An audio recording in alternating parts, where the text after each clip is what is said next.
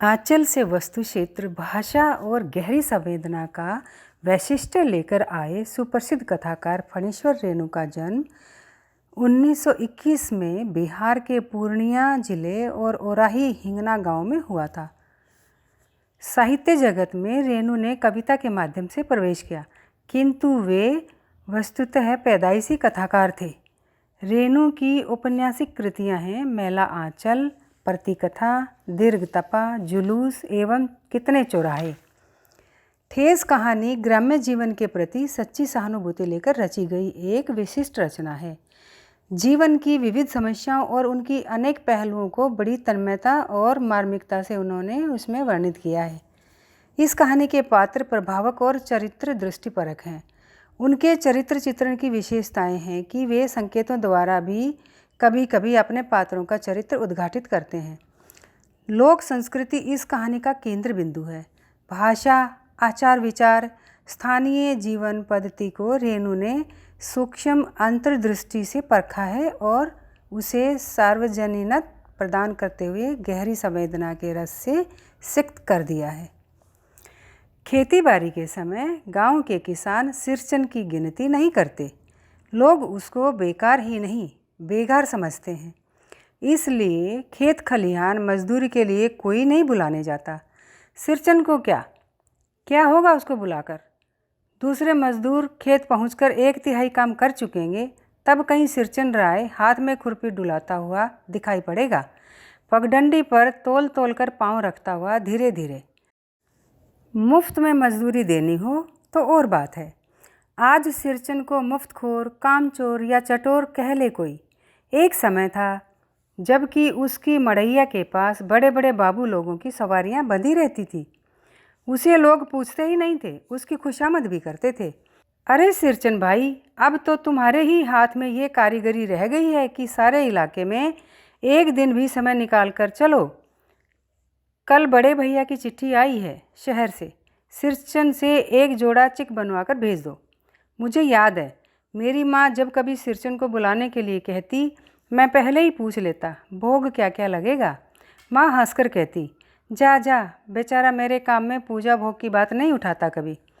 ब्राह्मण टोली के पंचानन चौधरी के छोटे लड़के को एक बार मेरे सामने ही बेपानी कर दिया था सिरचन ने। तुम्हारी भाभी नाखून से काटकर तरकारी परोसती हैं और इमली का रस डालकर कढ़ी तो हम कुम्हारों की घरवाली बनाती हैं। तुम्हारी भाभी ने कहाँ से बनाई? इसलिए सिरचन को बुलाने के पहले माँ को पूछ लेता। सिरचन को देखते ही माँ हुलस कर कहती, आओ सिरचन, आज नैनू मथ रही थी तो तुम्हारी याद आई। घी की खखोरन के साथ चूड़ा तुमको बहुत पसंद है ना? और बड़ी बेटी ने ससुराल से संवाद भेजा है, उसकी ननद रूठी हुई है मोती की शीतल पार्टी के लिए। सिरचन अपनी पनियाई जीभ को संभाल कर हंसता, घी की सौंधी सुगंध सुनकर ही आ रहा हूँ काकी, नहीं तो इस शादी ब्याह के मौसम में दम मारने की भी छुट्टी कहाँ मिलती है। सिरचन जाति का कारीगर है। मैंने घंटों बैठकर उसके काम करने के ढंग को देखा है। एक एक मोती और पटोर को हाथ में लेकर बड़े जतन से उसकी कुची बनाता। काम करते समय उसकी तन्मयता में जरा भी बाधा पड़ी कि गेहुअन सांप की तरह फुफकार उठता। फिर किसी दूसरे से करवा लीजिए, सिरचन मुँह चोर है, काम चोर नहीं। बिना मजदूरी के पेट भर भात पर काम करने वाला कारीगर। दूध में कोई मिठाई न मिले कोई बात नहीं, किंतु बात में जरा भी झाल वह नहीं बर्दाश्त कर सकता। सिरचन को लोग चटोर भी समझते हैं। तली बघारी हुई तरकारी, दही की कढ़ी, मलाई वाला दूध, इन सब का प्रबंध पहले कर लो, तब सिरचन को बुलाओ, दुम हिलाता हुआ हाजिर हो जाएगा। खाने पीने में चिकनाई की कमी हुई कि काम की सारी चिकनाई खत्म। काम अधूरा रखकर उठ खड़ा होना। आज तो अब अधकपाली दर्द से माथा टनटना रहा है, थोड़ा सा रह गया है, किसी दिन आकर पूरा कर दूंगा। किसी दिन माने कभी नहीं। मोती घास और पटेर की रंगीन शीतल पाटी, बाँस की तीलियों की झिलमिलाती चिक, सतरंगे डोर के मोढ़े, भूसी चूनी रखने के लिए मूंज की रस्सी के बड़े बड़े जाले, हलवाओं के लिए ताल के सूखे पत्तों की छतरी टोपी तथा इसी तरह के बहुत से काम हैं जिन्हें सिरचन के सिवा गांव में और कोई नहीं जानता। ये दूसरी बात है कि अब गांव में ऐसे कामों को बेकार का काम समझते हैं। लोग बेकाम का काम, जिसकी मजदूरी में अनाज या पैसे देने की कोई ज़रूरत नहीं, पेट भर खिला दो, काम पूरा होने पर एक आध पुराना धुराना कपड़ा देकर विदा करो, वह कुछ भी नहीं बोलेगा, कुछ भी नहीं बोलेगा। ऐसी बात नहीं। सिरचन को बुलाने वाले जानते हैं, सिरचन बात करने में भी कारीगर है। महाजन टोले के भज्जू महाराज की बेटी सिरचन की बात सुनकर तिलमिला उठी थी। ठहरो, मैं माँ से जाकर कहती हूँ। इतनी बड़ी बात? बड़ी बात है बिटिया, बड़े लोगों की बस बात ही बड़ी होती है, नहीं तो दो दो पटेर की पार्टियों का काम सिर्फ खंसारी का सत्तू खिलाकर कोई करवाए भला? ये तुम्हारी माँ ही कर सकती है बबूनी, सिरचन ने मुस्कुराकर जवाब दिया था। उस बार मेरी सबसे छोटी बहन की विदाई होने वाली थी। पहली बार ससुराल जा रही थी मानू। मानू के दूल्हे ने पहले ही बड़ी भाभी को खत लिखकर चेतावनी दे दी है, मानू के साथ मिठाई की पतीली न आए कोई बात नहीं, 3 जोड़ी फैशनेबल चिक और पटेर की 2 शीतल पार्टियों के बिना आएगी मानू तो। भाभी ने हंसकर कहा, बैरंग वापस। इसलिए 1 सप्ताह पहले से ही सिरचन को बुलाकर काम पर तैनात करवा दिया था माँ ने। देखो सिरचन, इस बार नई धोती दूंगी, असली मोहर छाप वाली धोती। मन लगाकर ऐसा काम करो कि देखने वाले देखकर देखते ही रह जाएं। पान जैसी पतली छुरी से बांस की तीलियों और कमानियों की चिकनाता हुआ सिरचन अपने काम में लग गया। रंगीन सूतलियों में झब्बे डालकर वह चिक बुनने बैठा। 1.5 हाथ की बिनाई देखकर ही लोग समझ गए कि इस बार एकदम नए फैशन की चीज़ बन रही है, जो पहले कभी नहीं बनी। मंजली भाभी से नहीं रहा गया, पर्दे की आड़ से बोली, पहले ऐसा जानती कि मोहर छाप वाली धोती से ही अच्छी चीज़ बनती है तो भैया को खबर भेज देती। काम में व्यस्त सिरचन के कानों में बात पड़ गई। बोला, मोहर छाप वाली धोती के साथ रेशमी कुर्ता देने पर भी ऐसी चीज़ नहीं बनती बहुरिया। मानू दीदी काकी की सबसे छोटी बेटी हैं। मानू दीदी का दूल्हा अफसर आदमी है। मंजली भाभी का मुंह लटक गया। मेरी चाची ने फुसफुसा कर कहा, किससे बात करती है बहू? मोहर वाली धोती नहीं, मूंगिया लड्डू। बेटी की विदाई के समय रोज़ मिठाई जो खाने को मिलेगी, देखती है ना। दूसरे दिन चिक की पहली पांति में 7 तारे जगमगा उठे, 7 रंग के। 7 भैया तारा। सिरचन जब काम में मग्न रहता है तो उसकी जीभ जरा बाहर निकल आती है होंठ पर। अपने काम में मग्न सिरचन को खाने पीने की सुध नहीं रहती।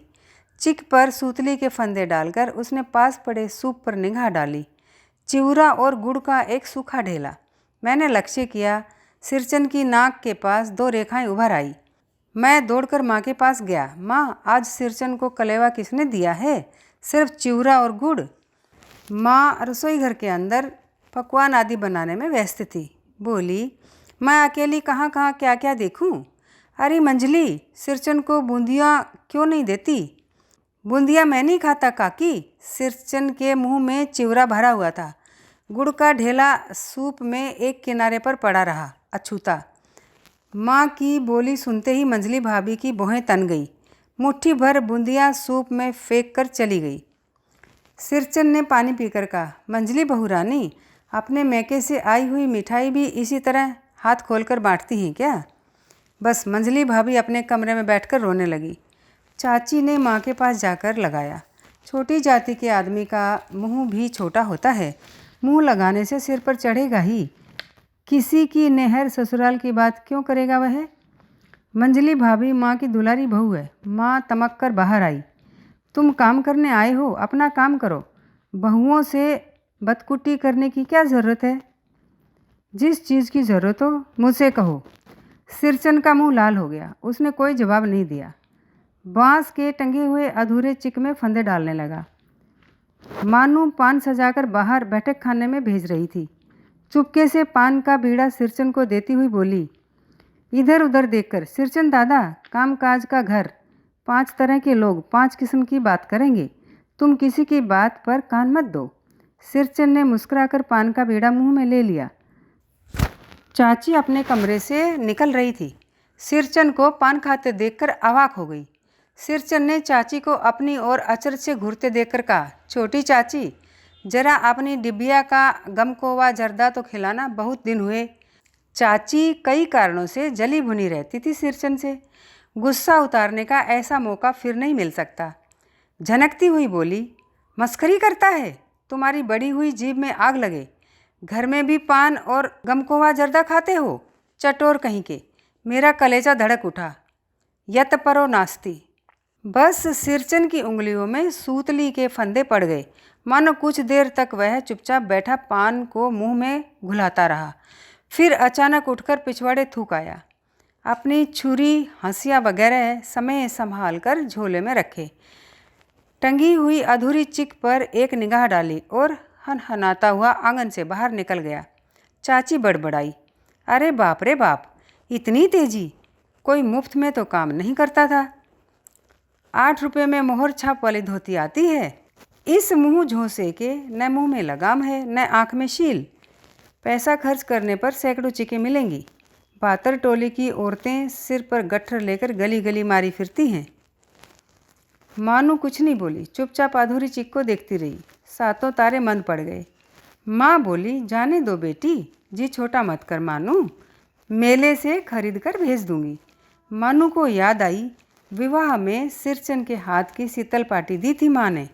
ससुराल वालों ने न जाने कितनी बार खोलकर दिखलाया था पटना और कलकत्ता के मेहमानों को।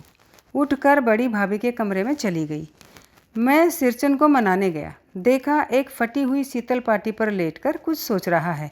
मुझे देखते ही बोला, बबुआ जी अब नहीं। कान पकड़ता हूँ, अब नहीं। मोहर छाप वाली धोती लेकर क्या करूँगा? कौन पहनेगा? ससुरी खुद मरी, बेटे बेटियों को ले गई अपने साथ। बबुआ जी, मेरी घरवाली जिंदा रहती तो मैं ऐसी दुर्दशा भोगता? यह शीतल पाटी उसी की बुनी हुई है। इस शीतल पाटी को छूकर कहता हूँ, अब ये काम नहीं करूँगा। गांव भर में तुम्हारी हवेली में मेरी कदर होती थी, अब क्या? मैं चुपचाप वापस लौट आया। समझ गया, कलाकार के दिल में ठेस लगी। अब क्या? मैं चुपचाप वापस लौट आया। समझ गया, कलाकार के दिल में ठेस लगी है, वह नहीं आ सकता। बड़ी भाभी अधूरी चिक में रंगीन छींट का झालर लगाने लगी। यह भी बेजा नहीं दिखलाई पड़ती, क्यों मानू? मानू कुछ नहीं बोली बेचारी। किंतु मैं चुप नहीं रह सका। चाची और मंझली भाभी की नज़र न लग जाए इसमें भी। मानू को ससुराल पहुंचाने में ही जा रहा था। स्टेशन पर सामान मिलाते समय देखा, मानू बड़े जतन से अधूरी चिक को मोड़कर लिए जा रही है अपने साथ। मन ही मन सिरचन पर गुस्सा आया। चाची के सुर में सुर मिलाकर कोसने को जी हुआ। कामचोर, चटोर। गाड़ी आई। सामान चढ़ाकर मैं दरवाज़ा बंद कर रहा था कि प्लेटफार्म पर दौड़ते हुए सिरचन की नज़र पड़ी। बबुआ जी, उसने दरवाजे के पास आकर पुकारा। क्या है? मैंने खिड़की से गर्दन निकालकर झिड़की के स्वर में कहा। सिरचन ने पीठ पर लादे हुए बोझ को उतारकर मेरी ओर देखा। दौड़ता आया हूँ, दरवाज़ा खोलिए। मानू दीदी कहाँ है, एक बार देखूँ? मैंने दरवाज़ा खोल दिया। सिरचन दादा, मानू इतना ही बोल सकी। खिड़की के पास खड़े होकर सिरचन ने हकलाते हुए कहा, ये मेरी ओर से है। सब चीज़ है दीदी, शीतल पाटी, चिक और एक जोड़ी आसनी कुश की। गाड़ी चल पड़ी। मानू मोहर छाप वाली धोती का दाम निकालकर देने लगी। सिरचन ने जीभ को दांत से काटकर दोनों हाथ जोड़ दिए। मानू फूट फूट कर रो पड़ी। मैं एक बंडल को खोलकर देखने लगा। ऐसी कारीगरी, ऐसी बारीकी, रंगीन सूतलियों से फंदा का ऐसा काम पहली बार देखा।